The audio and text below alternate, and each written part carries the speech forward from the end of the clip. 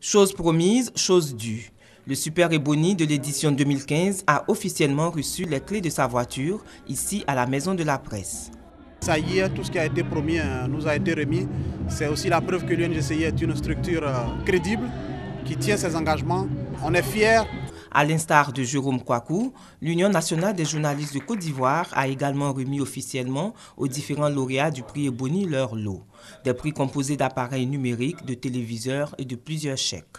Mais c'est toujours bien d'être récompensé quand on a été lauréat. Et je remercie l'UNJCI qui a tenu vraiment ses promesses. Être reconnu par ses pairs, c'est toujours une satisfaction morale et c'est surtout aussi une exhortation à toujours mieux faire. Pour moi, c'est un défi à relever. C'est un autre défi, un autre combat que je dois mener pour aller plus haut. Vaut mieux tard que jamais. Le Super Ebony de l'année 2011, Irène Barth, est finalement entrée en possession des clés de sa villa d'une valeur de 30 millions de francs CFA. Pour les promoteurs, c'est une injustice qui vient d'être réparée. Nous venons réparer une injustice parce que l'administration étant une continuité et nous pensons que la presse c'est notre famille. Nous voulons réparer cette injustice. Puis les années à venir, nous allons donner au Ebony actualisé.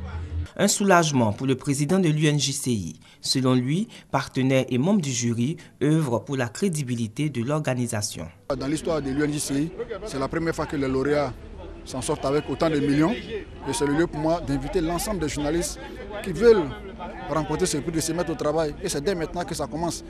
Le prix Ebony est organisé chaque année par l'Union nationale des journalistes de Côte d'Ivoire en hommage au journaliste et auteur Noël X Ebony, décédé le 22 juillet 1986 à Dakar.